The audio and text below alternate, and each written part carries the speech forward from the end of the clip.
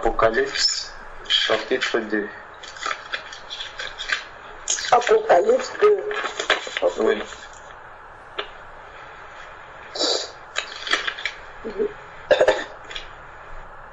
Apocalypse, au chapitre 2.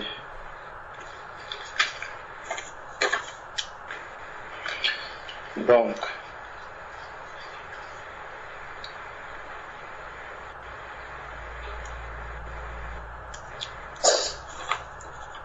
Jésus est venu sur la terre pour sauver l'être humain. Ce n'était pas pour que l'être humain se perde. Jean 3,16 nous dit « Car Dieu a tant aimé le monde qu'il a donné son Fils, afin que quiconque croit en lui ne périsse point, mais qu'il ait la vie éternelle. » Alléluia. Donc, celui qui croit au Seigneur Jésus sera sauvé. Ça, c'est la volonté de Dieu. Amen. Ce n'est pas que je crois en Dieu et puis à un moment donné, je me perds en chemin. Ça, c'est pas ce que Dieu veut de celui qu'il est venu saisir, celui à qui il a tendu la main, celui qui a entendu parler de lui. Le Seigneur dit, je me tiens à la porte et je frappe. Si quelqu'un entend ma voix et qu'il m'ouvre, j'entrerai chez lui et je souperai avec lui. Donc, quand le Seigneur vient souper avec toi, ce n'est pas pour se séparer encore de toi. Ce n'est pas pour t'abandonner par la suite. Alléluia. C'est vraiment que vous demeurez ensemble. C'est pour que vous fassiez chemin ensemble.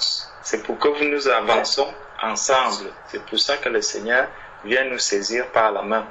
Et il se trouve donc que sur ce chemin-là, il peut avoir des moments où l'on va trébucher, des moments où l'on va se tourner vers une autre direction que celle du Seigneur.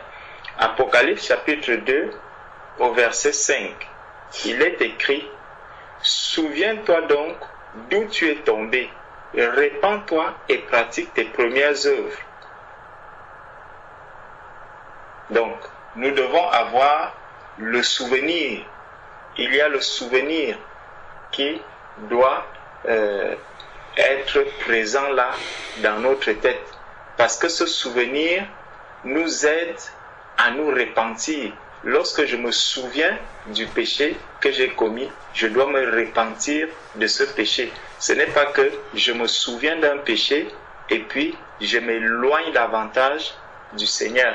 Ce n'est pas ça. Mais il faudrait que lorsque je me suis souvenu que j'ai fait du tort à ma sœur Ingrid, j'ai fait du tort à ma sœur Florence, que je puisse me repentir de ce tort, que je puisse me rapprocher de ma sœur Florence pour lui demander pardon afin que nous fassions la paix, afin que nous restons dans la paix. Parce que le Seigneur nous dit, recherchez la paix avec tous les hommes et la sanctification sans laquelle nul ne verra la face du Seigneur.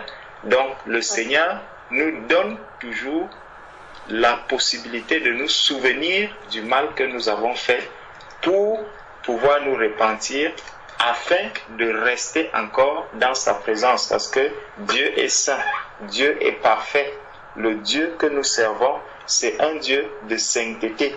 Ce n'est pas un Dieu qui fait du favoritisme. Dieu n'est pas un Dieu de favoritisme, mais c'est un Dieu... Pardon, excusez-moi.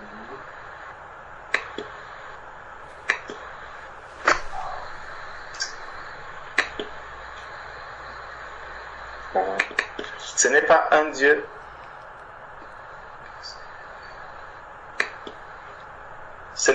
Dieu de favoritisme.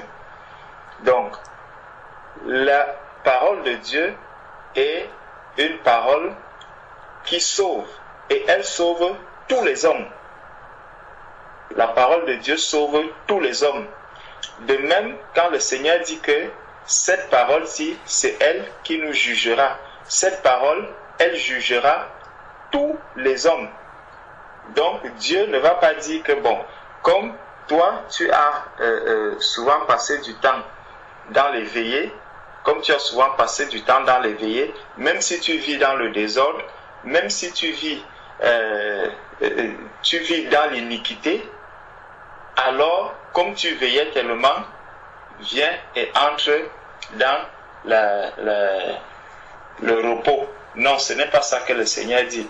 Dieu est un Dieu juste et Dieu voudrait que tous ses enfants, toute la création puisse obéir à sa parole, puisse lui être soumise. Toute la création de Dieu doit rester et demeurer dans la présence de Dieu. Donc, il dit, celui qui garde mes commandements, c'est celui-là qui m'aime. Donc, il n'a pas fait de sélection. Il n'a pas choisi une catégorie de personnes pour garder ses commandements. C'est ce qu'il nous dit. Il nous dit dans Jean 14. Allons regardons Jean chapitre 14 qu'on a partagé là tout au début avec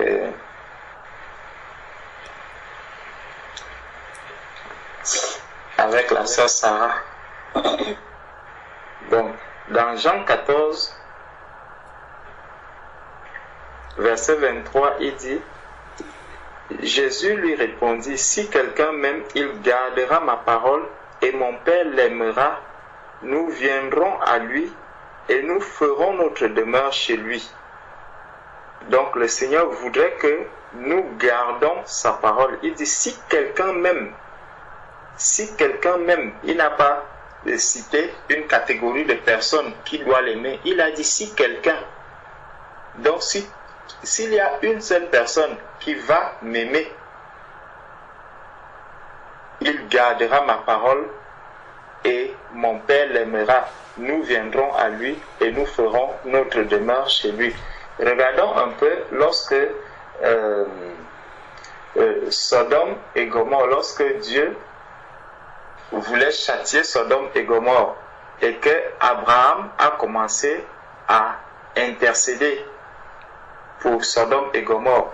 Abraham intercédait pour toute personne qui serait là-bas et qui serait juste. Il disait, s'il y a seulement 20 justes, le Seigneur dit non, je ne détruirai pas Sodome et Gomorrhe. Il est descendu jusqu'au moment où Abraham s'était arrêté dans sa prière. Donc on comprend que Dieu ne fait pas de sélection. Il s'est trouvé que la famille de Lot, c'est elle qui avait, c'est là où il y avait des saints, c'est là où il y avait des personnes qui ont gardé sa parole. C'est là où il y avait des personnes qui l'aimaient. Et c'est pour ça qu'eux seuls ont pu être sauvés. La même chose avec Noé. Donc, quand on revient donc dans Ézéchiel chapitre 16, donc la sœur nous parlait ici. Le verset 1er nous dit, la parole de l'Éternel me fut adressée en ces mots. Fils de l'homme, fais connaître à Jérusalem ses abominations. Donc, rappelle à Jérusalem ses abominations. La question c'est, est-ce que Jérusalem a oublié ses abominations? Souviens-toi d'où tu es tombé. C'est ce que le Seigneur dit. Donc, le Seigneur vient toujours dans son amour immense.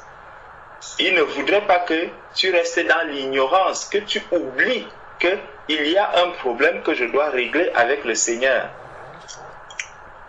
Chaque enfant de Dieu doit avoir cela à cœur. Lorsque j'ai fait du mal, le Seigneur nous a donné aujourd'hui son esprit et il a dit que le Saint-Esprit convainc de péché, de justice et de jugement. Donc lorsque j'ai commis un péché, une maladresse, le Saint-Esprit va me le révéler et lorsque le Saint-Esprit me le révèle, c'est pour m'amener à la repentance, c'est pour m'amener à abandonner ce péché, ce tort que j'ai commis. C'est pour ça que le Seigneur nous amène toujours à nous souvenir de ce que nous avons fait. Donc, c'est une manière pour le Seigneur de nous dire, ne sois pas léger dans ta marche. Ne sois pas léger dans ta relation avec Dieu. Ne sois pas léger dans ta sanctification. Parce que toi, tu peux oublier, mais Dieu, lui, il n'oublie pas. Tant que tu accumules des péchés, Dieu ne va pas les oublier. Le Seigneur nous dit que c'est lui qui sonde les cœurs et les reins. Il sonde les cœurs et les reins, donc il connaît tout ce qu'il y a dans ton cœur, dans le cœur de l'être humain. Dieu le connaît. Et il est tellement miséricordieux, il est tellement bon, tellement amour, qu'il nous dit aussi que même si tes péchés sont comme du cramoisi, il les rendra blancs comme la neige lorsque tu te répands. Donc lorsque tu demandes pardon, Dieu va effacer tout péché. C'est pour ça qu'on dans Proverbe 28, verset 13, il nous dit que celui qui confesse ses péchés et qui les délaisse obtient miséricorde. Donc c'est ça la volonté de Dieu. C'est pour ça que le Seigneur vient d'abord ici au peuple d'Israël qui est la figure, l'image de l'Église. Il vient d'abord dire au peuple d'Israël, rappelle au peuple d'Israël son péché. Fils de l'homme, fais connaître à Jérusalem ses abominations. Ces abominations-là, elles sont nombreuses. Quand vous lisez le livre d'Ézéchiel, dès le début, vous voyez tout ce que le peuple d'Israël a eu à faire. L'idolâtrie et tout, ils ont commis beaucoup d'abominations pour irriter le Seigneur. Mais Dieu ne les a pas abandonnés. Dieu est resté fidèle, tel que Jésus a dit, je bâtirai mon église et les portes de l'enfer ne prévaudront pas sur elle. Alléluia.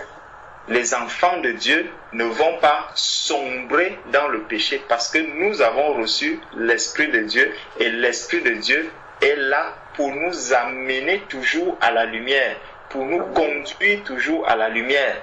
C'est pour ça que quand on est de nouveau, la parole de Dieu nous dit, lorsque nous lisons dans Acte 2, on nous dit, ils eurent le cœur vivement touché. Ils eurent le cœur vivement touché. Lorsqu'on fait une opération, quand on fait une opération chirurgicale, c'est la partie qu'on va opérer qui est touchée. Et elle est touchée par quoi? Elle est touchée par les instruments que l'on utilise pour faire l'opération.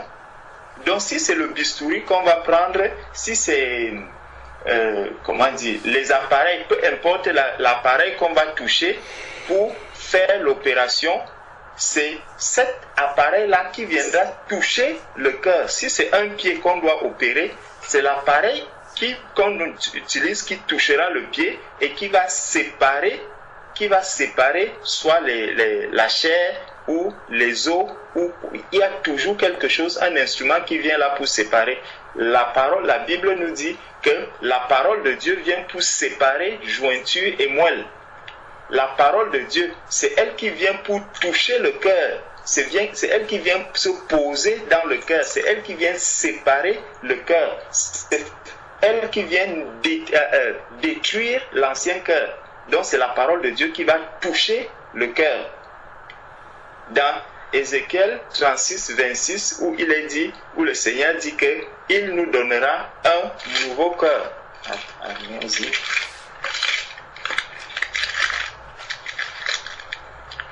Le Seigneur dit, je vous donnerai un cœur nouveau et je mettrai en vous un esprit nouveau.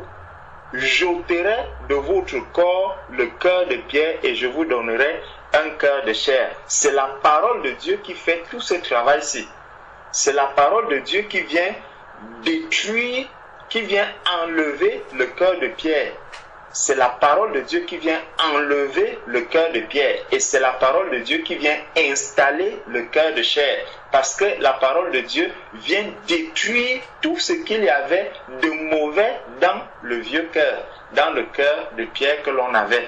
La parole de Dieu vient et sépare, enlève l'ancien cœur pour placer le nouveau cœur qui va pouvoir aimer, qui va pouvoir obéir, qui va pouvoir garder la parole de Dieu. Donc, là, on était au verset 2. Verset 3. Tu diras, ainsi parle le Seigneur l'Éternel à Jérusalem. Par ton origine et ta naissance, tu es du pays de Canaan. Donc, que personne n'imagine que Dieu a oublié d'où est-ce qu'il est né, comment il est né, dans quelles conditions il est arrivé dans le monde. Tu es arrivé dans le monde par... comment je sais dire ça? Tu as été abandonné dès la naissance, Dieu le sait. Tout ce qui t'est arrivé à la naissance, Dieu le sait. Depuis la naissance, depuis le moment où tu es entré dans le sein de ta mère, le Seigneur savait déjà comment est-ce que tu es arrivé, comment est-ce que tu vas grandir depuis que tu es sur la terre, comment est-ce que tu marches, comment est-ce que tu évolues. Rien n'échappe à la vigilance du Seigneur. Ainsi parle le Seigneur l'Éternel à Jérusalem. Par ton origine et ta naissance, tu es du pays de Canaan. Ton père était un Amoréen et ta mère une Hétienne. À ta naissance, au jour où tu naquis, ton nombril n'a pas été coupé et n'a pas été lavé dans l'eau pour être purifié. Regardez les détails. Dieu il connaît les moindres détails des péchés que l'être humain a commis. Les moindres détails de nos vies n'échappent pas au Seigneur. Et justement, pour nous montrer ici que c'est effectivement l'image de l'Église. Parce que quand il dit à ta naissance, au jour où tu naquis, ton nombril n'a pas été coupé, tu n'as pas été lavé par de l'eau. Lorsque quelqu'un naît de nouveau, il est lié au Père. Il est lié au Père. Le Seigneur Jésus nous a dit, je viendrai habiter en vous. Je viendrai habiter en vous. Donc la liaison s'établit à la nouvelle naissance avec le Seigneur. Il n'y a pas de rupture. Sur la terre, lorsque quelqu'un naît sur la terre, on coupe le cordon ombilical. On rompt le cordon ombilical avec la maman. Donc la maman est dans son coin, moi je suis du mien. Ma mère et moi, nous ne sommes pas liés par un cordon ombilical. Mais la parole de Dieu nous dit que Dieu vient habiter en nous, Christ vient habiter en nous. Donc lorsque je nais de nouveau, le lien s'établit. Le lien s'établit entre Christ et moi, automatiquement, contrairement à la naissance dans la chair où le lien entre l'enfant et sa mère est rompu. Donc ici, on est vraiment déjà en train de parler de la naissance spirituelle, de la nouvelle naissance spirituelle. C'est ça que le Seigneur est en train de décrire ici. Et c'est ça qui va permettre de comprendre la réaction du Seigneur par la suite. Parce que pour quelqu'un qui ne fait pas la transition entre ce que le Seigneur est en train de dire ici, à ta naissance, au jour où tu naquis, ton nombril n'a pas été coupé. Est-ce que nous avons déjà vu sur la terre quelqu'un qui grandit et qui a le même cordon ombilical que sa maman? Non. Non. Il n'y a personne. Donc, ici, il s'agit de la naissance par l'Esprit. C'est Jérusalem. La Jérusalem céleste, donc Israël, c'est l'image de l'Église. C'est de l'Église qu'il est en train de parler ici. Quand on est de nouveau, plutôt que de couper le cordon ombilical, au contraire, le Seigneur Jésus vient établir un cordon ombilical entre lui et son épouse, entre lui et ses enfants. Donc les enfants de Dieu arrivent avec Dieu vient établir, il vient coudre et restaurer un cordon ombilical. Il vient installer un cordon ombilical entre nous et lui. Ton nombril n'a pas été coupé, tu n'as pas été lavé dans l'eau pour être purifié. justement, nous n'avons pas été lavés dans l'eau pour être purifiés. Dans 1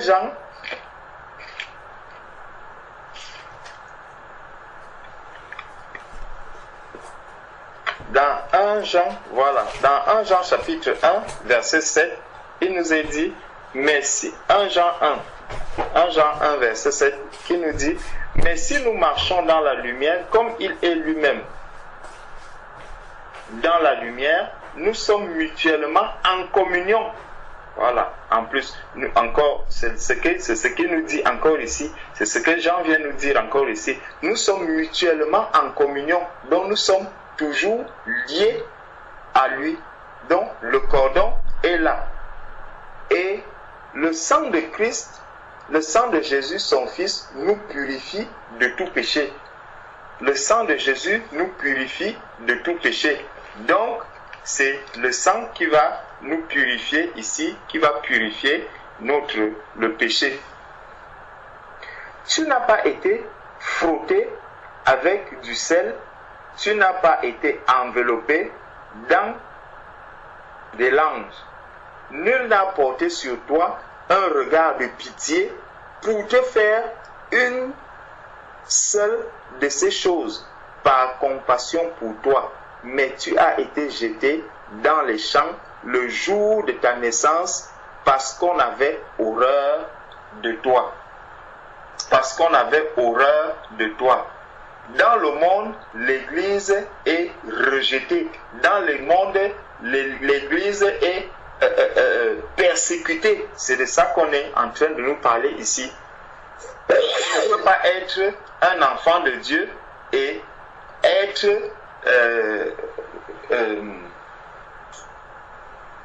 bien reçu par ceux qui sont dans le monde. À chaque fois que tu vas vouloir apporter la lumière va toujours déranger ceux qui sont dans les ténèbres. La lumière viendra toujours faire obstacle à ce que le monde, lui, il désire. Aux besoins du monde, la lumière vient toujours pour faire obstacle, pour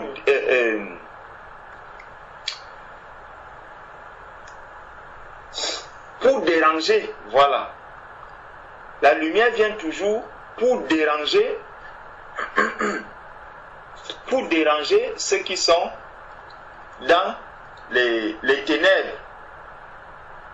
Donc, si tu es dans la lumière, tu ne peux pas être accepté par les ténèbres. 2 Corinthiens chapitre 6 verset 14 qui nous dit « Ne vous mettez pas avec les infidèles sous un joug étranger, car quel rapport y a-t-il entre la lumière et les ténèbres ?» Il n'y a pas de rapport. Le monde va toujours et toujours rejeter la lumière. Le monde va toujours et toujours aller contre la lumière.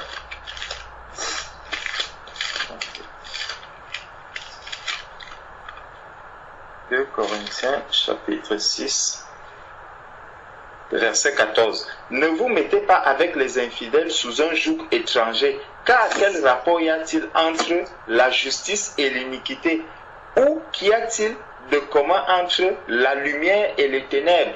Quel accord y a-t-il entre Christ et Bélial? Ou quelle part a le fidèle avec l'infidèle? Quel rapport y a-t-il entre le temple de Dieu et les idoles? Car nous sommes le temple du Dieu vivant, comme Dieu l'a dit. J'habiterai et je marcherai au milieu d'eux, je serai leur Dieu et ils seront mon peuple. Donc il n'y a pas de communion entre les ténèbres et nous. Il n'y a pas de communion entre Christ et Bélial. Il n'y a pas de communion entre les enfants de Dieu et les enfants du diable. Il n'y a pas de communion. Donc nous allons toujours et toujours être rejetés. C'est pour ça que le Seigneur leur demande que, mais qui vous a accueilli? Vous étiez là lorsque vous êtes arrivés dans le monde. Qui vous a accueilli? Est-ce qu'il y a quelqu'un qui vous a accepté? Personne ne vous a accepté. Mais par la suite, on va voir que celui-là même qui les a acceptés, celui qui les a accueillis, celui qui a fait d'eux ce qu'ils sont aujourd'hui, ils vont se détourner de lui pour se tourner maintenant vers le monde. Et ça attriste le cœur du Seigneur. Ça attriste le cœur du Seigneur. Alléluia. Donc, il dit, verset 6, « Je passais près de toi, je t'aperçus baigné dans ton sang, et je te dis, vis dans ton sang, je te dis, vis dans ton sang. » Je vais regarder un peu un verset.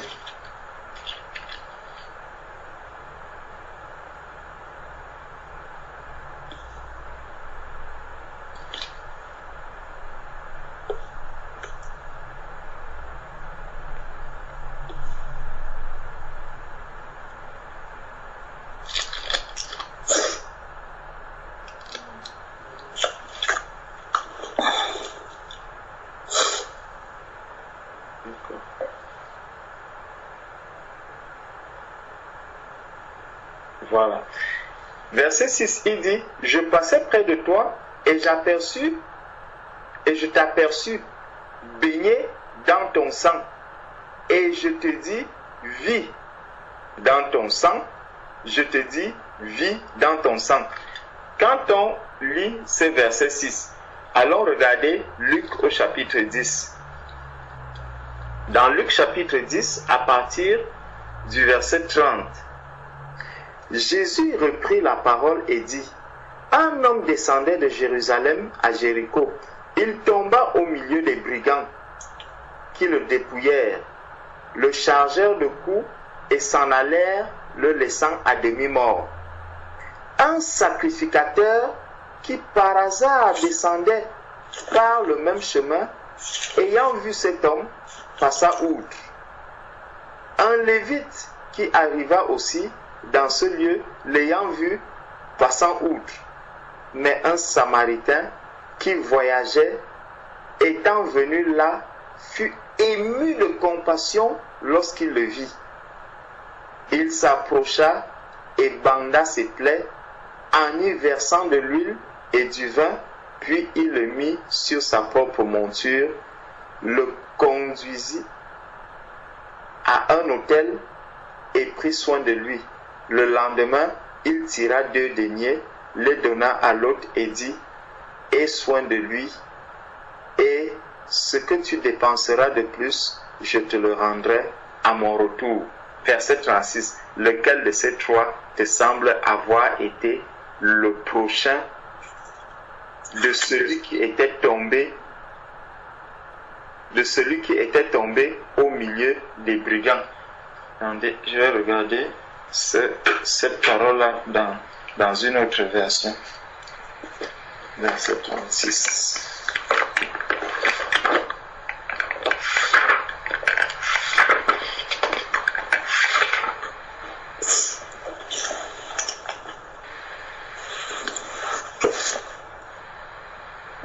Lequel donc de ces 3 te semble-t-il avoir été le prochain de celui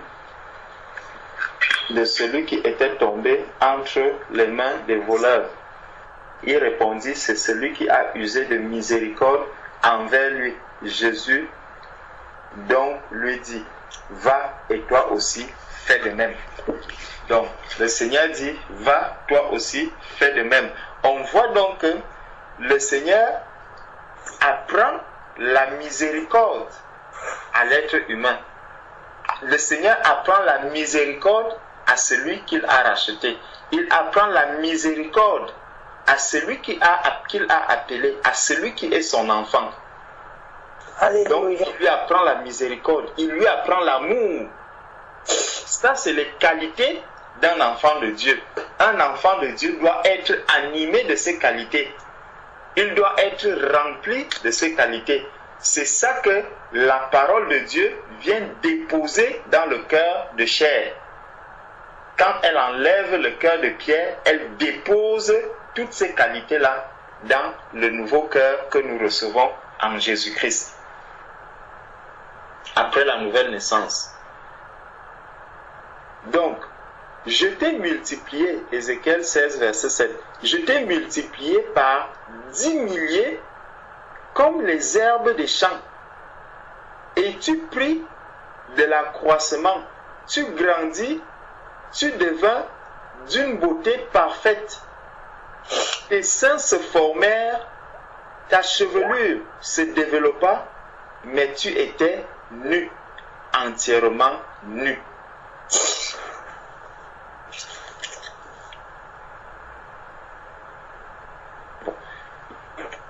Je passais près de toi, je te regardais, et voici ton temps était là, le temps des amours.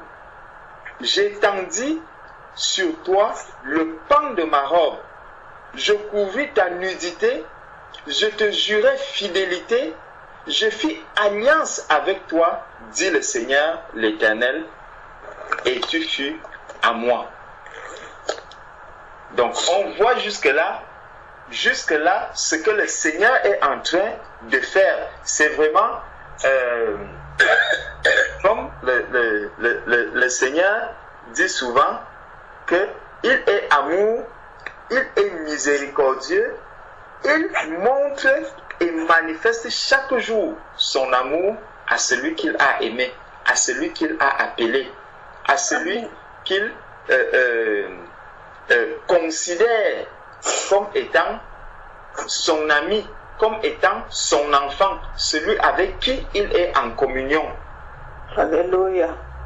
Il ne cesse de nous manifester tout cela. Verset 9, il dit, je te lavai dans l'eau, je fis disparaître le sang qui était sur toi, et je t'oignis avec de l'huile. Je te donnai des vêtements brodés, et une chaussure de peau teinte en bleu. Je te ceignis de fin lin, et je te couvris de soie. Je te parais d'ornements, je mis des bracelets à tes mains, un collier à ton cou, je mis un anneau à ton nez, des pendants à tes oreilles, et une couronne magnifique sur ta tête. Donc, voici comment le Seigneur habille l'épouse. C'est comme ça qu'il habille l'épouse. Ainsi, tu fus paré d'or et d'argent, et tu fus vêtu de fin lin, de soie et d'étoffe brodée, la fleur de farine, le miel et l'huile furent ta nourriture. Donc même le régime alimentaire, le Seigneur ne l'oublie pas pour son épouse. Tu étais d'une beauté accomplie, digne de la royauté. Et ta renommée se répandit parmi les nations à cause de ta beauté, car elle était parfaite. Grâce à l'éclat dont je t'avais orné, dit le Seigneur l'Éternel. Aujourd'hui, quand vous regardez dans le monde entier, c'est chacun qui va te dire, je crois en Dieu. Tout le monde va te dire, je crois en Dieu. C'est la renommée de l'épouse qui est en train de se répandre. Tout le monde se dit enfant de Dieu. Tout le monde entend parler des enfants de Dieu. On voit la différence dans la vie des enfants de Dieu. On voit ce que Dieu apporte dans les vies de ses enfants. Les enfants de Dieu, ils font trembler le monde. Même comme vous pouvez voir et vous dire, bon voilà, l'église est ceci, l'église n'arrive pas à faire ceci, l'église n'a fait... Non, l'église fait trembler le monde. L'église fait trembler le monde. Parce que le Saint-Esprit est là, dans le monde. Jésus a dit, je vous donne ma paix, je vous laisse la paix. Il y a beaucoup de choses que le monde n'arrive pas à faire parce que l'épouse de Jésus-Christ est là. Parce que l'église est là. Amen. Satan n'arrive pas à agir comme il veut. Parce que l'église est là. Parce que l'épouse de Christ est là. Alléluia. Amen. Donc, Amen. il dit, et ta renommée se répandit parmi les nations à cause de ta beauté, car elle était parfaite grâce à l'éclat dont je t'avais orné, dit le Seigneur l'Éternel. C'est pour ça qu'on nous appelle des saints. Le Seigneur nous dit, soyez parfaits. Lui-même, il considère son Église comme parfaite. D'ailleurs, l'Église qu'il vient chercher, une Église qui est parfaite, une Église qui est sans tache, ni ride, ni rien de semblable. C'est ce qu'il dit. Donc l'Église est sans tache. L'Église est parfaite. C'est pour ça que lorsque le Seigneur nous rappelle d'abord tout ceci, il nous rappelle d'abord ceci. Regardons ce qu'il a dit au verset 2. Au verset 2, il a dit, Fils de l'homme, fais connaître à Jérusalem ses abominations. Mais jusque-là, on ne voit pas encore les abominations du Seigneur. Parce que le Seigneur, pour lui, ce n'est pas le péché. Ce n'est pas le péché qui est important. La chose la plus importante, c'est que nous sortons du péché. C'est ce que Dieu veut. C'est qu'on sorte du péché. Quand on rappelle le péché à quelqu'un, quand on rappelle à quelqu'un que ce que tu as fait n'est pas bien, ce n'est pas pour que la personne reste et demeure dans le péché. Ce n'est pas pour que la personne se perde dans le péché. C'est le diable qui vient souvent pour dire, mais pourquoi est-ce qu'on te rappelle ce péché que tu as commis? Pourquoi est-ce qu'on te montre ce péché? Le Seigneur dit, souviens-toi d'où tu es tombé. Il dit, rappelle à Israël, fais connaître à Jérusalem ses abominations. Donc rappelle à ce peuple ce qu'il a fait de mal. Ce n'est donc pas une mauvaise chose de venir dire à quelqu'un que ce que tu as fait là, ce n'est pas bien. C'est pour attirer l'attention de la personne afin qu'elle comprenne que l'acte qui a été posé est mauvais. Il faut que je me répande. Il faut que je revienne au Seigneur. Il faut que le Seigneur, que je m'approche encore de ce Dieu-là, ce Dieu qui est miséricordieux. Son amour est grand. Son amour est infini. Dieu ne cesse de manifester son amour à l'être humain. Ce Dieu continue de nous pardonner. Ce Dieu continue de nous consoler. Quand bien même on ne comprend pas certaines choses, Dieu est là pour nous amener à la compréhension. Il est patient envers nous.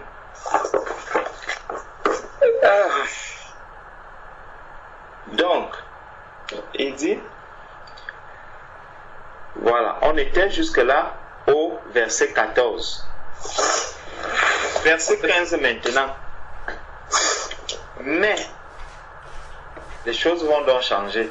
Donc Dieu a fini de nous dire tout ce qu'il a fait. Il a fini de nous montrer. Il dit, mais tu t'es confié dans ta beauté.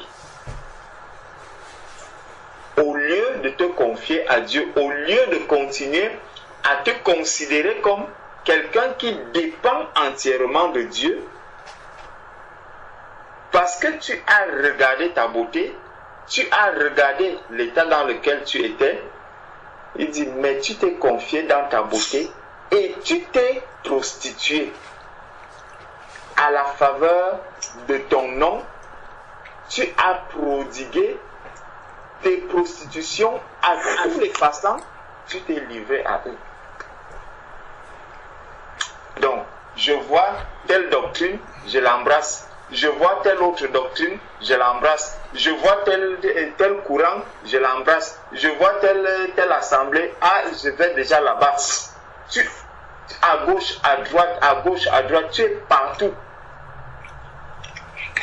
Tu es partout, tu embrasses tout. Tu deviens comme une poubelle. Tout ce qui arrive, on met. Les gâteaux qui sont périmés, on va mettre. Le yaourt périmé, on met. Les restes même de nourriture, on met. Les cartons, les papiers, encore qu'aujourd'hui on fait même du recyclage. On prend tout, on met. Le Seigneur dit, mais tu t'es confié dans ta beauté et tu t'es prostitué à la faveur de ton nom. Tu as prodigué tes tu as prodigué prostitution à tous les passants. Tu t'es livré à eux. Tu as pris de tes vêtements, tu t'es fait des hauts lieux que tu as garnis d'étoffes de toutes couleurs et tu t'y es prostitué. Rien de semblable n'était arrivé et n'arrivera jamais. Donc, le péché est allé tellement grand et tout ça, pourquoi? Parce que on s'est détourné de Dieu. On ne regardait plus à Dieu, on regardait maintenant à soi-même. Je suis un grand serviteur de Dieu.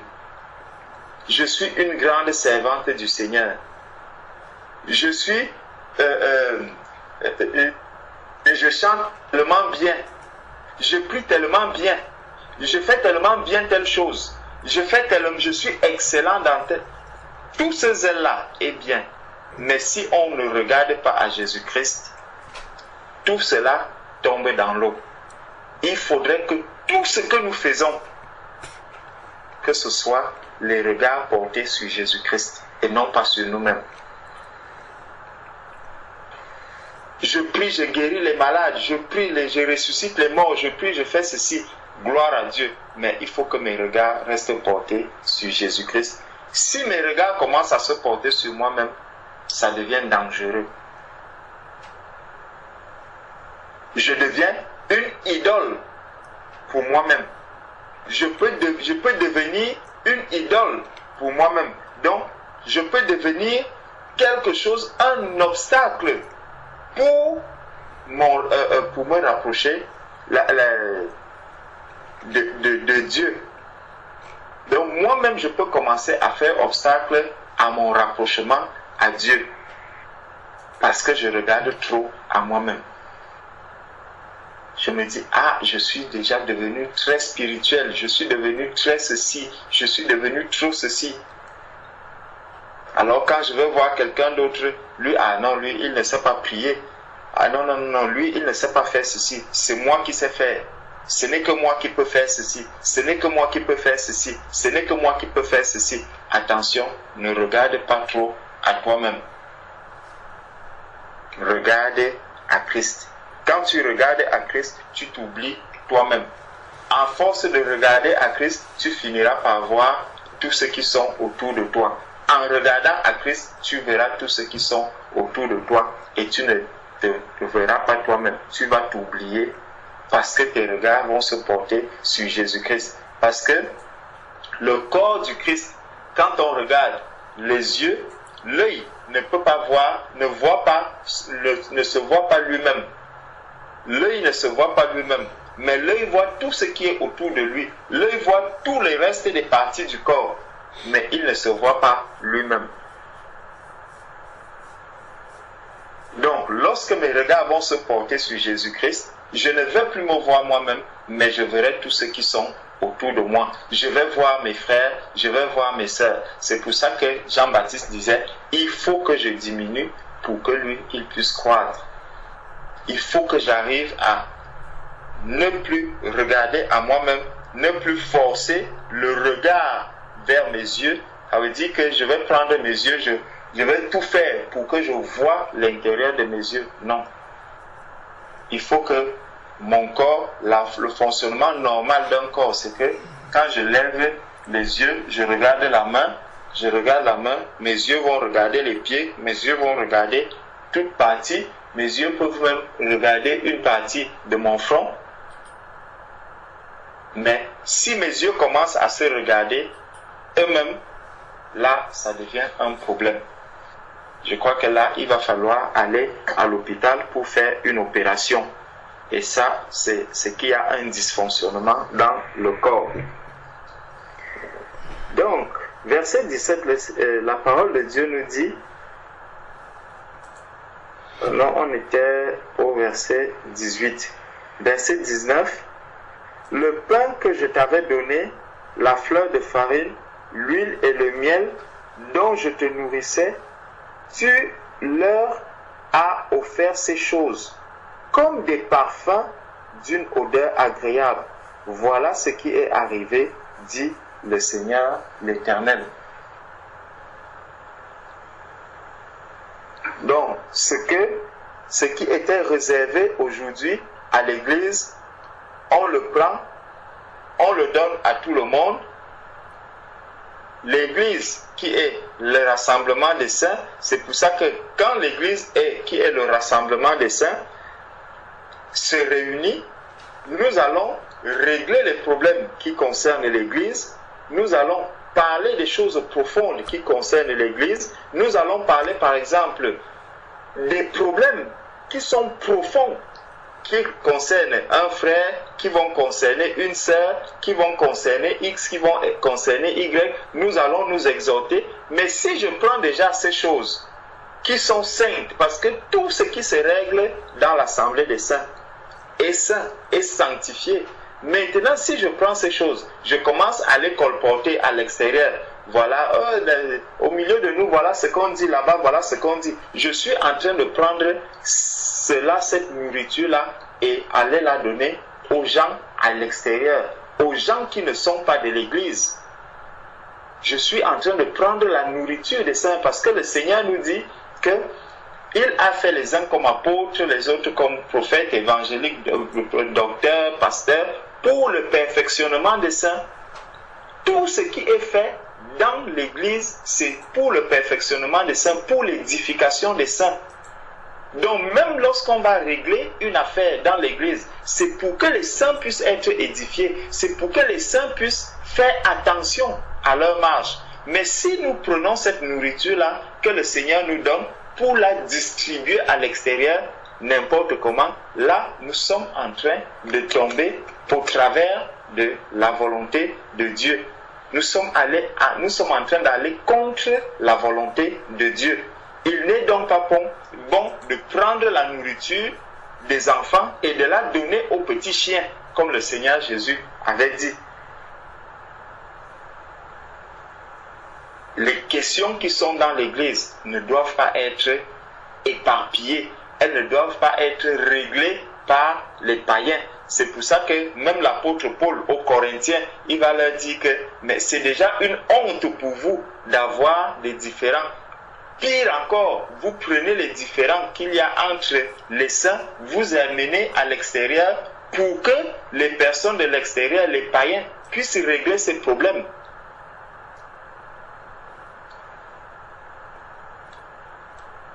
Tout ce qui est dans l'Église doit rester au milieu des saints, doit rester dans l'Église. Verset 20. Tu as pris tes fils et tes filles que tu m'avais enfantés et tu les leur as sacrifiés pour qu'ils leur servissent d'aliment. N'était-ce pas assez de tes prostitutions?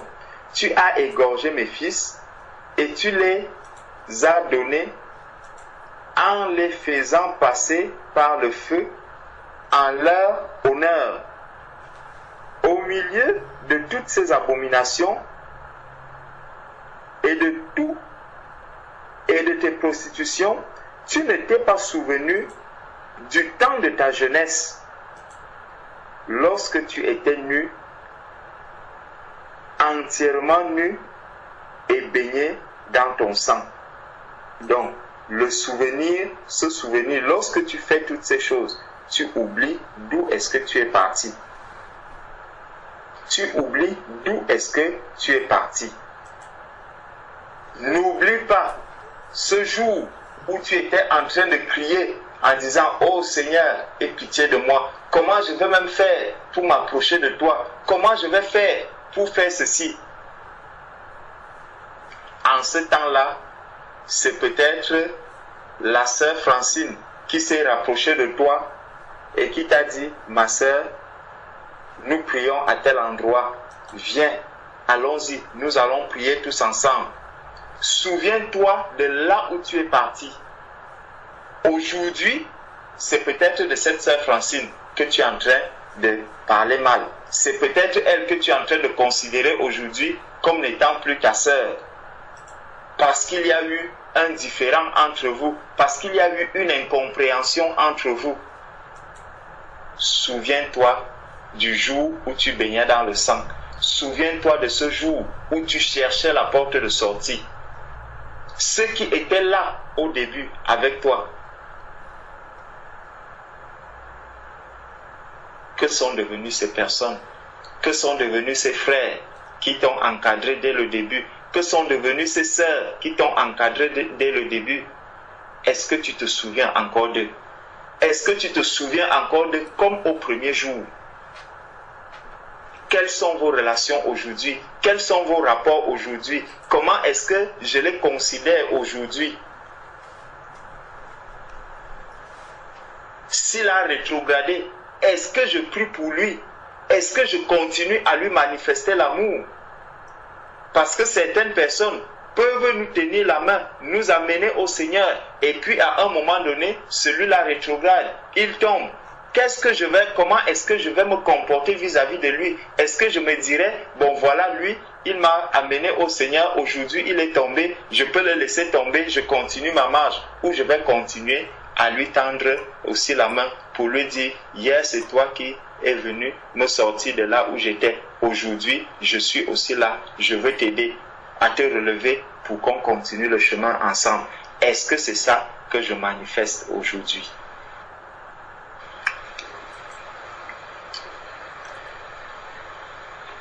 Donc, verset 23. Après toutes tes méchantes actions, malheur, malheur à toi, dit le Seigneur l'Éternel. Tu t'es bâti des maisons de prostitution. Tu t'es fait des hauts lieux dans toutes les places. À l'entrée de chaque chemin, tu as construit des hauts lieux. Tu as déshonoré ta beauté. Tu t'es livré à tous les passants. Tu as multiplié tes prostitutions. Donc tu as fait toutes choses qu'il ne fallait pas faire. Tout ce que le Seigneur réprimandait, tout ce que le Seigneur n'attendait pas de toi, tu t'es livré à cela. Tu t'es prostitué aux Égyptiens, tes voisins, au corps vigoureux, et tu as multiplié tes prostitutions pour mériter. Quand vous voyez, quand nous voyons ce verset 26, on voit aujourd'hui des personnes qui disent « Je suis un enfant de Dieu, je crois en Dieu » et qui au même moment font des alliances avec peut-être des musulmans, ils vont faire des alliances avec les bouddhistes, ils vont faire dans ce qu'on appelle aujourd'hui le communisme. Ils disent nous sommes des enfants de Dieu, mais ils font toutes ces alliances, ils rentrent dans ces alliances. Comme pour dire, nous servons tous le même Dieu. Bon, lui aussi, là, il peut avoir son Dieu, mais nous devons être en paix. Lui aussi, il croit en Dieu, mais nous devons être en paix. Non, ce n'est pas ce que le Seigneur attend de nous.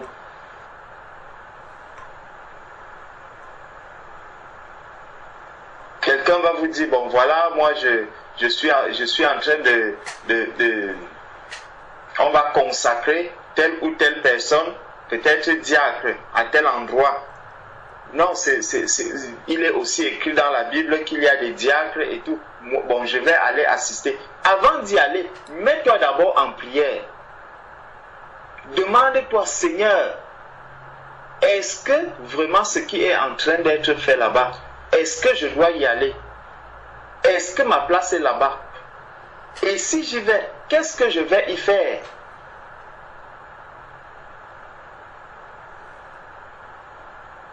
Les enfants de Dieu ne doivent pas marcher la tête baissée. Nous devons garder la tête levée, les yeux fixés sur Jésus-Christ. Amen.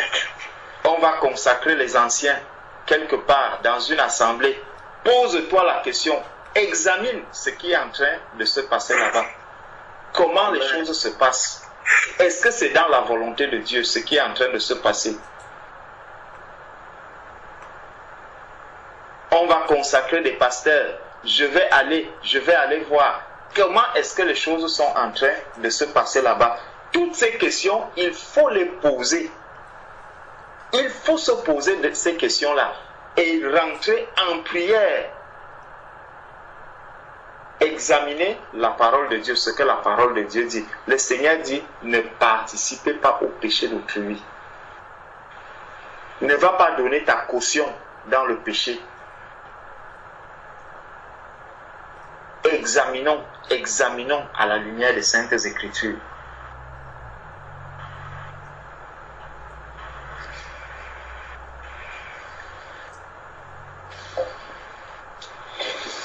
Bon. Verset 27. Et voici, j'ai étendu ma main contre toi. J'ai diminué la part que je t'avais assignée. Je t'ai livré à la volonté de tes ennemis. Les filles des Philistins qui ont rougi de ta conduite criminelle, tu t'es prostitué aux Assyriens parce que tu n'étais pas rassasié. Tu t'es prostitué à eux et tu n'as pas encore été rassasié. Tu as multiplié tes prostitutions avec le pays de Canaan et jusqu'en Chaldée, et avec cela, tu n'as pas encore été rassasié. Quelle faiblesse de cœur tu as eue, dit le Seigneur l'Éternel. Quelle faiblesse de cœur tu as eue. Le Seigneur est étonné de voir comment nous marchons.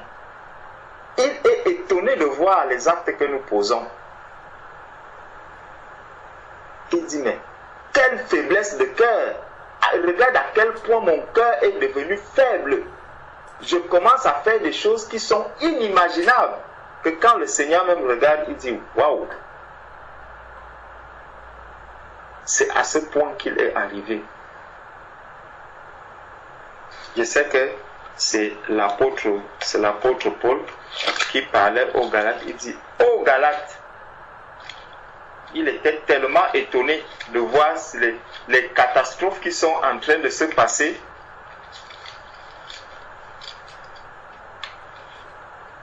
Galates chapitre 3.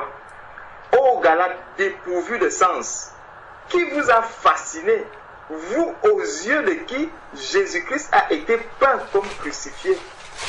Voici seulement ce que je veux apprendre de vous. Est-ce par les œuvres de la loi que vous avez reçu l'Esprit ou par la prédication de la foi? Êtes-vous tellement dépourvu de sens? Après avoir commencé par l'Esprit, vous voulez maintenant finir par la chair? Avez-vous tant souffert en vain? Si toutefois c'est en vain, celui qui vous a accordé l'Esprit et qui opère des miracles parmi vous, le fait-il donc par les œuvres de la loi ou par la prédication de la foi? Comme Abraham crut à Dieu et que cela lui fut imputé à justice, reconnaissez donc que ce sont ceux qui ont la foi qui sont fils d'Abraham. Nous devons avoir la foi en Jésus-Christ. Nous devons avoir la foi en Jésus-Christ et non pas être dépourvus de sens. Nous ne devons pas être dépourvus de sens. N'allons pas aussi loin avec le péché. N'allons pas aussi loin avec l'iniquité. N'allons pas aussi loin avec toutes ces prostitutions dans lesquelles nous sommes en train de nous engager, dans lesquelles l'Église veut s'engager. N'allons pas aussi loin. Freinons, retirons un peu le pied de l'accélérateur. On va voir aujourd'hui, quand on regarde un peu dans l'Église, toutes ces divisions qui sont... L'Église ne fait que se diviser. Les saints ne font que se diviser. À quand les rassemblements? À quand l'unité? L'unité de la foi? À quand? À quel moment est-ce que cela va arriver?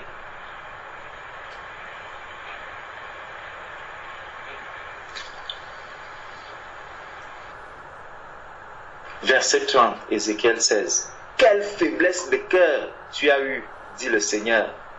L'Éternel, en faisant toutes ces choses qui sont l'œuvre d'une maîtresse prostituée. Lorsque tu bâtissais tes maisons de prostitution à l'entrée de chaque chemin, lorsque tu faisais tes hauts lieux dans toutes les places, tu n'as pas même été comme la prostituée qui réclame un salaire. Tu n'as pas été comme la prostituée qui réclame un salaire.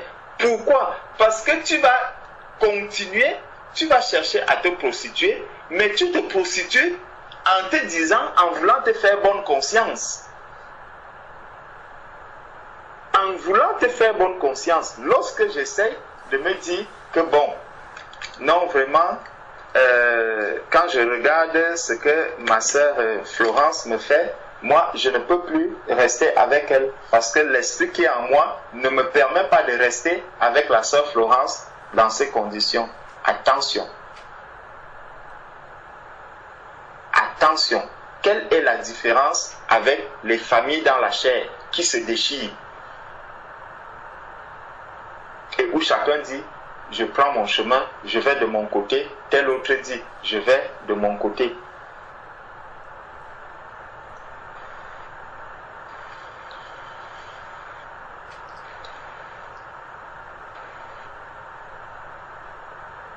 Verset 32. Tu as été la femme adultère qui reçoit des étrangers au lieu de son mari. Au lieu de recevoir la parole de Dieu, au lieu de recevoir la lumière, au lieu de recevoir la vérité, je vais chercher à recevoir quoi? Les Congosas qui viennent à gauche. Lorsque j'entends, ah, il y a une rumeur, on dit ceci, ah, on dit ceci. Je suis très prompt à chercher, comme on dit, les nouvelles. Je cherche les nouvelles. Ah, on est même en train de dire quoi là-bas? Mais vous dites même que l'autre a fait quoi? Vous dites même que ceci. Lorsque j'apprends tout cela, au lieu que cela me donne donc la possibilité de rentrer dans la prière, de fléchir les genoux, ça vient faire quoi? Ça vient plutôt alimenter dans mon cœur peut-être de la haine vis-à-vis de X, de la haine vis-à-vis de Y, l'amour vis-à-vis de tel, un amour qui n'est même pas un amour selon Dieu. Ça va commencer à créer en moi quelque chose qui n'est pas bon. Alors que si je restais dans la vérité, si je restais dans la lumière, si je restais dans ce que le Seigneur attend de moi, alors tout ce qui arrivera, déjà le Seigneur même quand il voit que je suis quelqu'un qui intercède pour les saints, lorsque les problèmes vont arriver au milieu des saints, qu'est-ce que le Seigneur va faire? Il saura que voilà, Florence prie beaucoup pour le peuple d'Israël. Donc, comme le peuple d'Israël, il y a telle situation qui leur arrive, voilà la personne qui a l'habitude de prier pour eux. Florence, il faut que tu en sois informé. Dès que la sœur Florence peut-être est en train d'aller même au travail, elle ramasse un papier par terre, un journal, on lui dit, voilà ce qui est en train d'arriver en Israël, voici. La sœur immédiatement se met en prière par rapport à ce sujet. Donc si tu commences à recevoir des sujets pour lesquels tu n'as pas l'habitude de prier, pose-toi la question, pourquoi est-ce que tout ça m'arrive? Pourquoi est-ce que je suis au courant de tout ceci? Seigneur, est-ce que tu veux que je me mette aussi en prière pour ça? Je ne dois pas être celle qui va recevoir les choses du Seigneur et qui ne les mettrait pas en valeur. Lorsque je suis informé de quelque chose qui concerne l'Église, je dois être une femme de prière, un homme de prière, quelqu'un qui intercède pour ces sujets, pour tout ce qui arrive là, pour toutes ces prostitutions qui sont en train de se passer. Je dois me mettre en prière et lever la voix vers le Seigneur.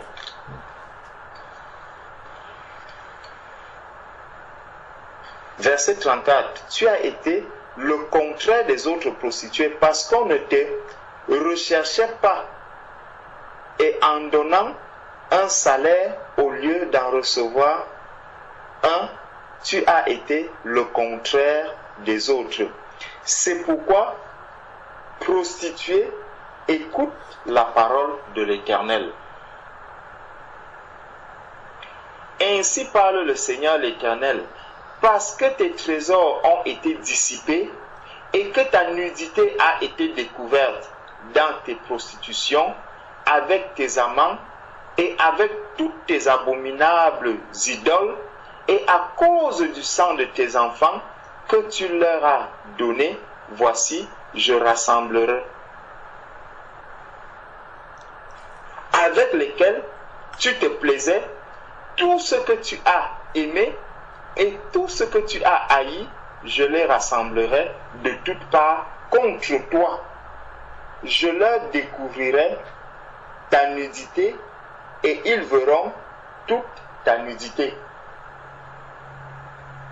Dieu n'est pas injuste. Dieu est juste. Même dans ses sentences, il est juste. Lorsque nous voyons un peu dans Matthieu 18, comment est-ce que le Seigneur traite un de ses enfants.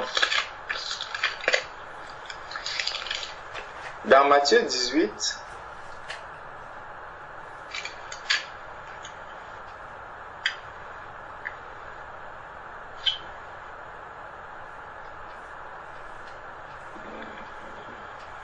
dans Matthieu 18, à partir du verset 15, il dit: si ton frère a péché, va et reprends-le entre toi et lui seul.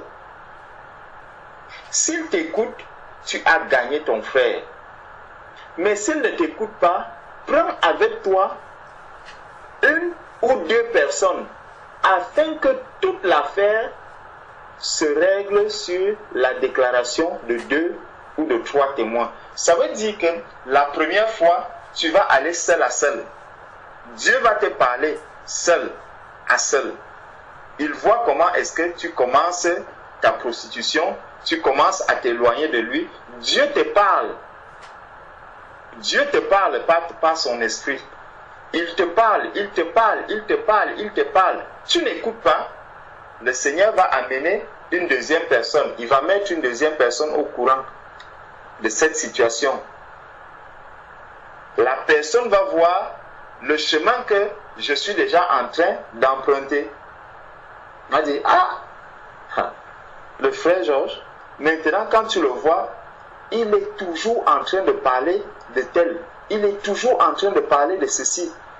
Dès que tu lui dis quelque chose, c'est tel autre qui sera au courant, c'est tel autre qui sera au courant. Les gens vont commencer à se mettre, à être informés, à le savoir. Le Seigneur est en train de te conduire déjà sur une voie. Donc, si une personne sait déjà que je suis comme ça, une deuxième personne sait que je suis comme ça, un deuxième il sait que je suis comme ça, un troisième saura que je suis comme ça, un quatrième aussi, ça devient dangereux. Ça devient dangereux. Verset 17 de Matthieu 18. S'ils refusent de les écouter, dis-le à l'Église. Et s'ils refusent aussi d'écouter l'Église, qu'il soit pour toi comme un païen et un républicain. Je vous le dis en vérité, tout ce que vous lierez sur la terre sera lié dans le ciel, et tout ce que vous délierez sur la terre sera délié dans le ciel. Je vous dis encore que si 2 d'entre vous s'accordent sur la terre pour demander une chose quelconque, elle leur sera accordée par mon Père qui est dans les cieux. Gloire à Dieu, parce que ce soir, nous avons prié et j'ai cette foi, j'ai cette assurance que au moins 2 se sont accordés. 2 étaient au moins unis dans le même cœur pour présenter au Seigneur tous ces sujets. Et il dit, je vous le dis encore, si 2 d'entre vous s'accordent sur la terre pour demander une chose quelconque, elle leur sera accordée par mon Père qui est dans les cieux. car là où 2 ou 3 sont assemblés à mon nom, je suis au milieu d'eux. Donc, le Seigneur va faire tout ça à son enfant. Ce n'est pas parce qu'il n'aime pas son enfant, mais parce qu'il voudrait que son enfant puisse avoir le cœur ouvert afin qu'il reçoive encore la lumière.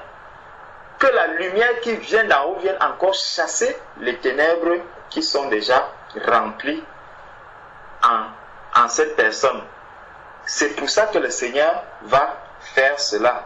Donc, il dit ici, dans Ézéchiel 16, verset 37, « Je rassemblerai tous tes amants avec lesquels tu te plaisais, tout ce que tu as aimé et tout ce que tu as haï. Je les rassemblerai de toutes parts contre toi. Je leur découvrirai ta nudité et ils verront toute ta nudité. » Donc, pour que tu sois humilié et que tu comprennes que la prostitution n'est pas une bonne chose, donc tu vas être humilié, et lorsque tu vas être humilié, comme ce qu'on a vu là dans Matthieu 18, où on va t'exposer publiquement à l'église pour que tu aies honte et que cela serve de leçon. Donc quand tu auras honte, tu vas donc t'arrêter et tu te diras, vraiment, j'ai compris que le Seigneur m'a maintenant parlé, il m'a exposé publiquement. Malheureusement, aujourd'hui, pour voir un peu jusqu'où est-ce que nous allons, même quand au milieu de l'église, l'affaire se présente, il y a encore de l'endurcissement qui peut encore s'installer. Là, au lieu de rester vraiment les regards fixés sur Jésus-Christ et se dire, Seigneur, j'ai compris que tu m'as parlé, souvent on va encore endurcir même encore le cœur et reposer maintenant la faute sur ceux qui sont venus présenter la situation à l'église. Pourtant c'est biblique. C'est biblique. Tu prends une personne, tu prends 2 personnes, après tu présentes à l'église. Quand tu présentes à l'église, tout ça c'est l'amour de Dieu. Tout ça c'est comme ça que Dieu demande de faire. Si tu prends une personne, tu prends 2 personnes, tu prends 3 personnes, après tu abandonnes, alors que la personne n'est pas encore sortie de la prostitution dans laquelle elle se trouvait. Tu fais du mal à cette personne. Tu n'es pas en train de manifester de l'amour à cette personne. Tu fais vraiment du mal à cette personne. Et si tu la laisses dans cet état, la Bible dit que Dieu te demandera son sang par la suite. Si la personne décède dans cet état, Dieu te demandera son sang. Pourquoi? Parce que tu n'es pas allé jusqu'au bout de la démarche que tu devais entamer. De la démarche que tu as entamée. Tu n'es pas allé au bout de cette démarche. Le Seigneur dit, la fin d'une chose vaut mieux que son commencement. Donc si je commence par une démarche à chercher la vérité dans une situation, à vouloir amener mon frère ou ma soeur à la repentance, il faut que j'aille jusqu'au bout. Je ne dois pas m'arrêter. Si je m'arrête en chemin, je ne suis pas allé jusqu'au bout. À la fin, ça va retomber sur moi. Ça, c'est l'amour de Dieu. L'amour dans la vérité. C'est ça, la vérité du Seigneur. Ce n'est pas l'amour selon la chair. N'aimons pas selon la chair, mais aimons selon l'esprit. Verset 38. Je te jugerai comme on juge les femmes adultères. Dieu est juste. Dieu ne fait exception de personne. Dieu ne fait pas de favoritisme. Il dit, je te jugerai comme on juge les femmes adultères et celles qui répandent le sang, et je ferai de toi une victime sanglante de la fureur et de la jalousie. Je te livrerai entre leurs mains, ils abattront tes maisons de prostitution et détruiront tes hauts lieux. Ils te dépouilleront de tes vêtements, prendront ta magnifique parure et te laisseront nu, entièrement nu. Ils amèneront la foule contre toi ils te lapideront et te perceront à coups d'épée. Pourquoi cela? Parce que Dieu protège ses enfants. Dieu protège ses enfants. Donc, si je décide d'abandonner le Seigneur, d'aller me prostituer, je ne suis plus sous la protection du Seigneur. Ça veut dire que je me livre maintenant au péché. Je me livre entre les mains de mes ennemis. Le Seigneur dit que celui qui est né de Dieu se garde lui-même et le malin ne le touche pas. Donc si je suis dans la sanctification, si je suis loin de la prostitution dont il est question ici, je me garde moi-même et le malin ne peut pas me toucher. Mais par contre, si je me livre à cette prostitution, si je me livre à ce péché, alors j'ouvre aussi la porte au malin de venir me toucher. Je suis en train de dire au malin que je suis disposé, je suis disponible à le recevoir. Et malheureusement, je vais me retrouver dans le cœur, dans le camp de l'ennemi, et l'ennemi a le plein droit de m'atteindre à ce niveau. Et le Seigneur ne viendra pas lui dire que non, ne touche pas son corps, ne le touche pas, ne fais pas ci, ne fais pas ça. Pourquoi? Parce que j'ai rejeté le Seigneur, je me suis éloigné du Seigneur. Je n'ai pas voulu écouter ce que le Seigneur me disait. Parce que Dieu est juste. Dans Éphésiens, chapitre 5,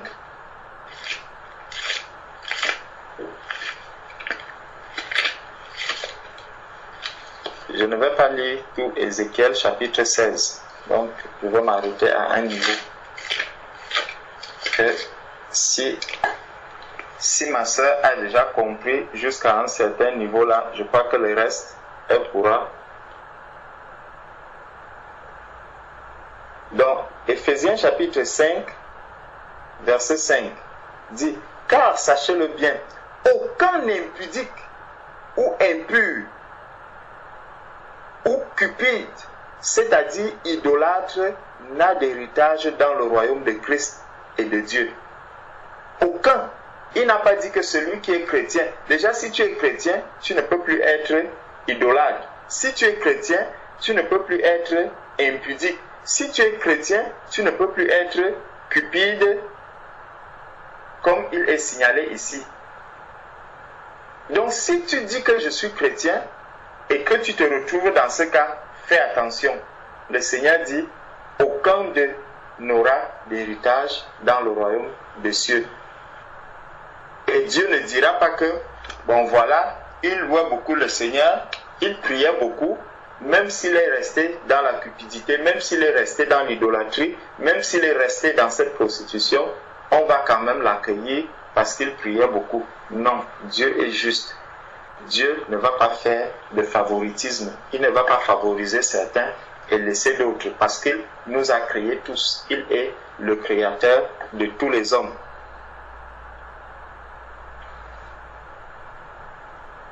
De la même manière, Dieu ne va pas prendre certaines personnes qui, par exemple, quand je regarde un peu certains bien-aimés, tu vois la condition d'un bien-aimé, tu vois dans quelles conditions un bien-aimé sert le Seigneur.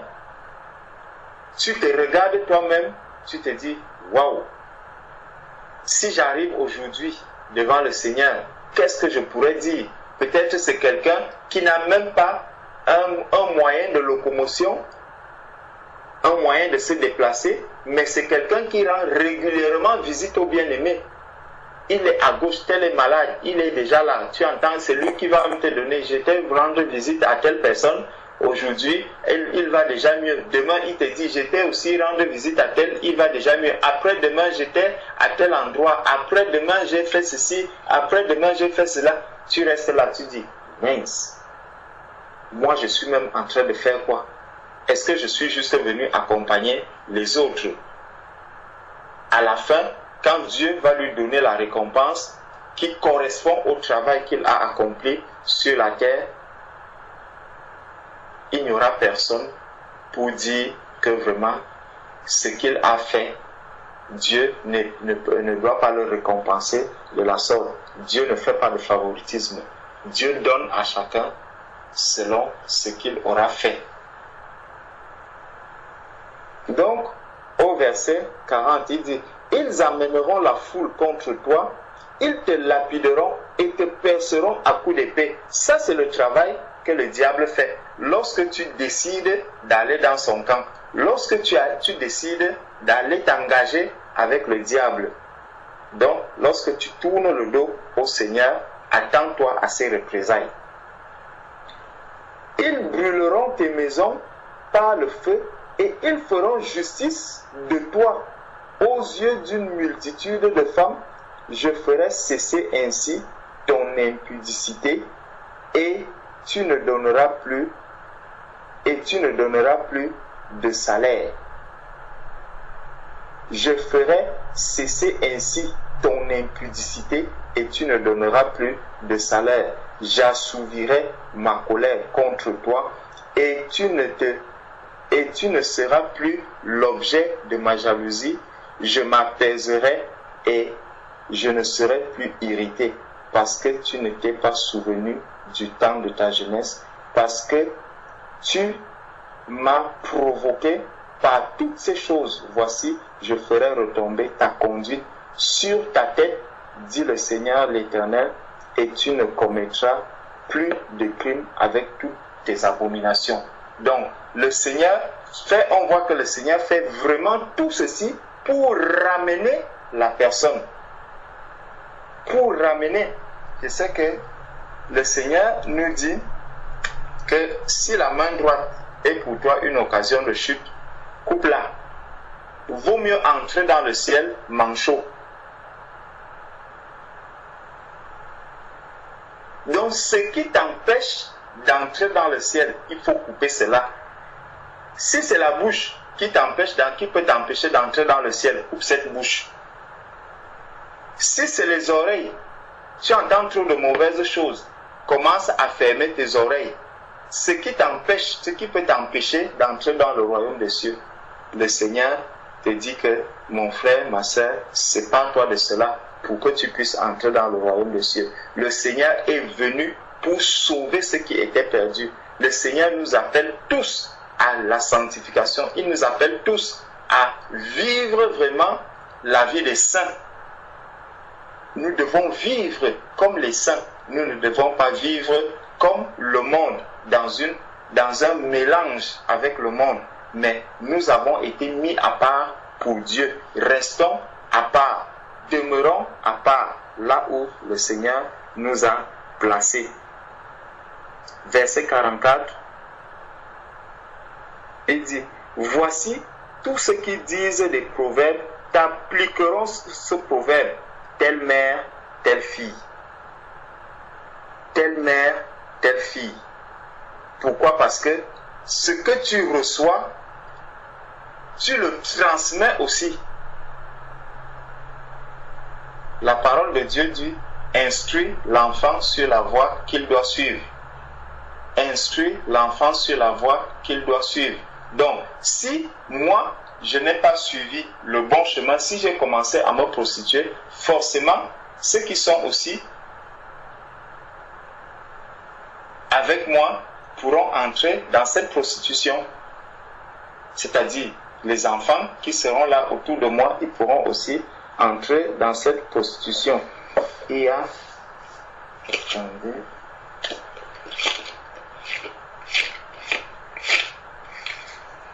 Il y a un verset.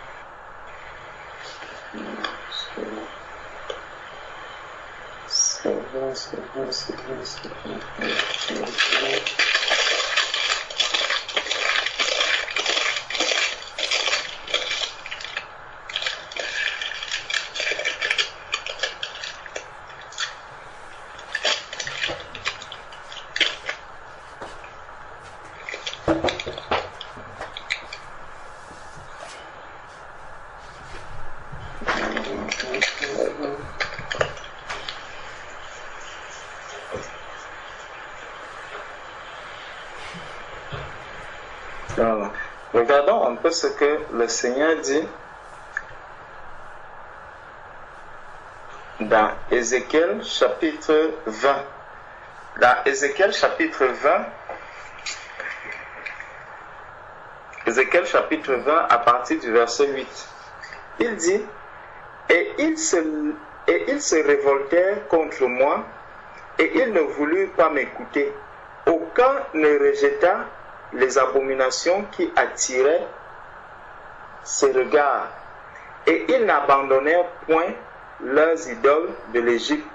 J'eus la pensée de répandre ma fureur sur eux, d'épuiser contre eux ma colère au milieu du pays d'Égypte. Néanmoins, j'ai agi par égard pour mon nom, afin qu'il ne fût pas profané aux yeux des nations parmi lesquelles il se trouvait.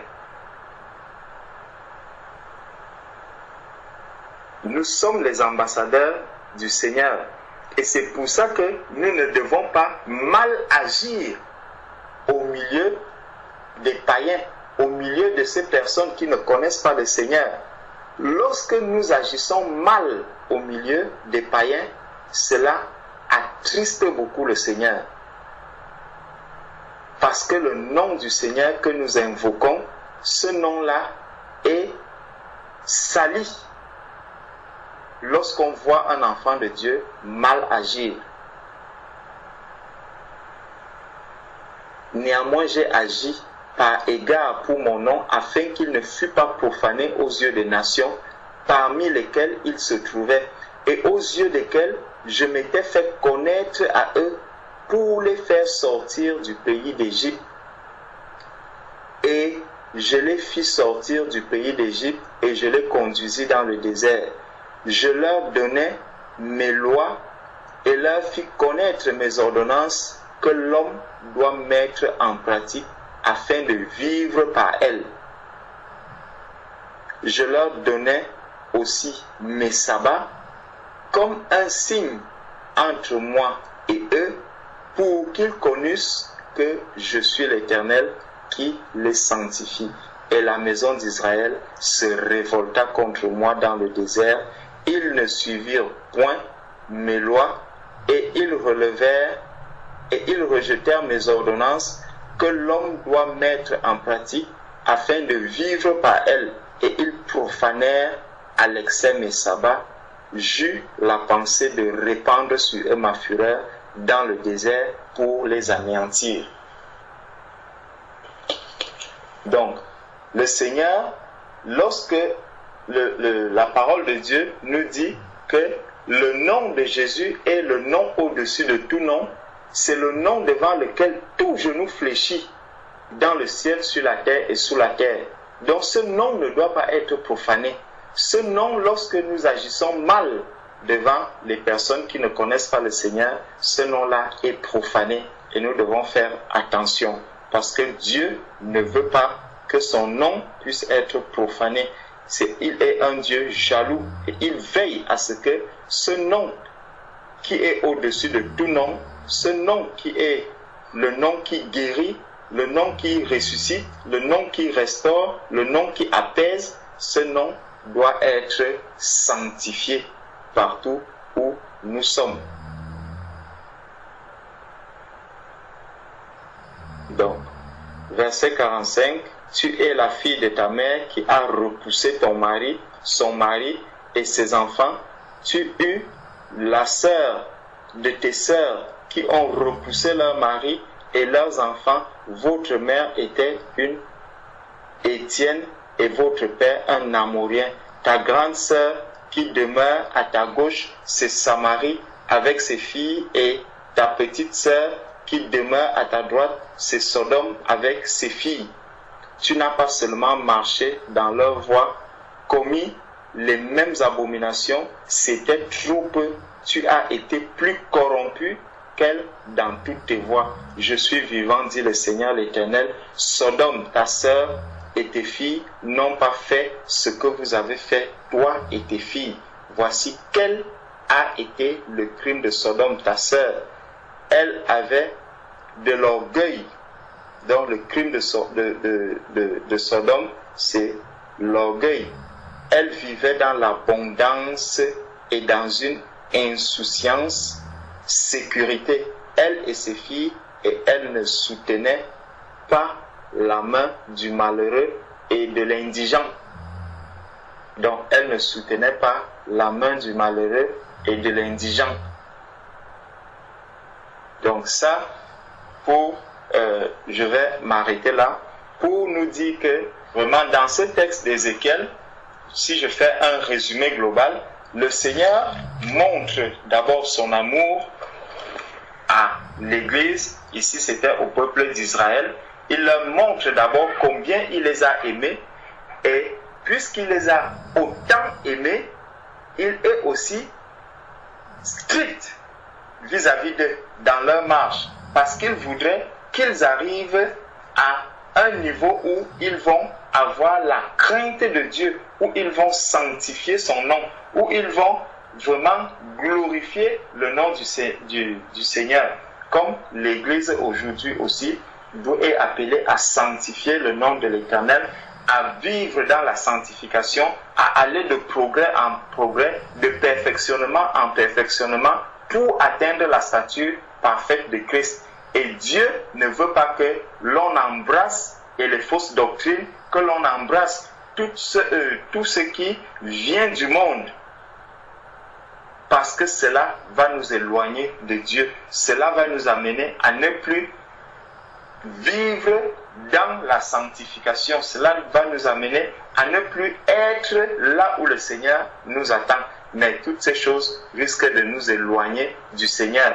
Mais l'amour de Dieu fait que même lorsque Dieu va lorsque nous allons être repris par le Seigneur, que cela ne nous éloigne pas encore davantage du Seigneur, mais que toutes ces alertes qui nous arrivent, que nous ayons les yeux ouverts, les oreilles ouvertes pour entendre le message que le Seigneur est en train de nous adresser. Que notre cœur ne soit pas endurci lorsque je vais être repris, lorsque je vais être exhorté par rapport à telle ou telle situation, que je sache que c'est par amour que tout cela est en train de m'arriver. Ce n'est pas parce que le Seigneur veut me perdre, mais c'est parce que il veut me ramener à la vérité. Il veut me ramener à la bergerie. Il veut me ramener sur le droit chemin pour que j'arrive victorieux à la fin de la course. Donc, voilà un peu le résumé de ce que nous avons dit jusque-là. Et ça va aller jusqu'à la fin. Donc, celui qui est né de nouveau se garde lui-même et le malin ne le touche pas. Mais si je donne accès au diable, le diable va entrer, il va détruire, il va égorger, il va me faire souffrir davantage. Donc, préservons nos vies, gardons-nous pour le retour de notre Seigneur et Sauveur Jésus-Christ. Amen. Amen, amen. Oh Dieu de gloire. Merci Seigneur, merci, merci.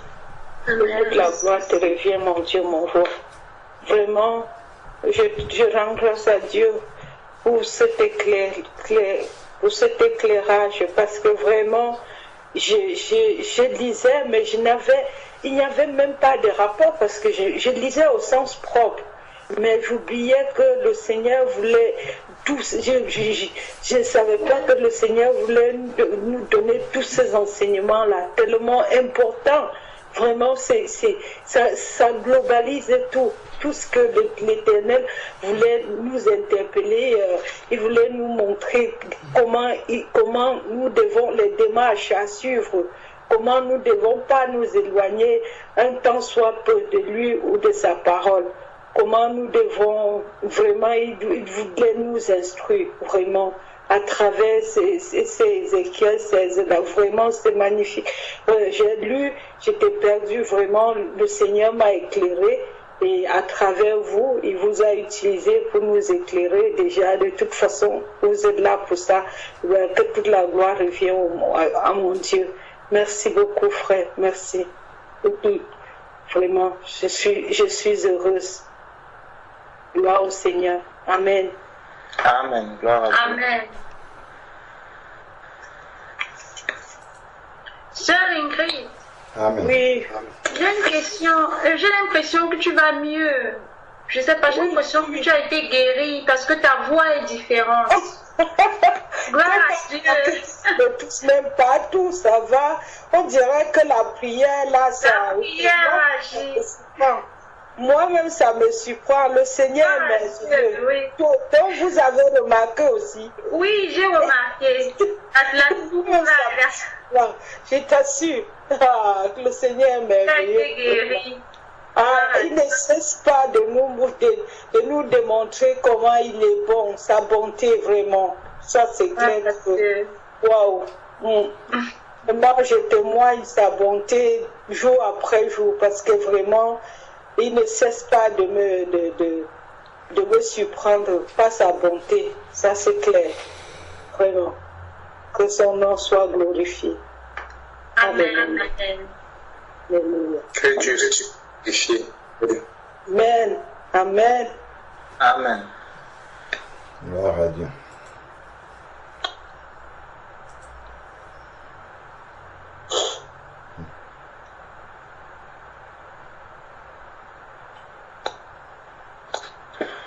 Est-ce qu'il y a une question?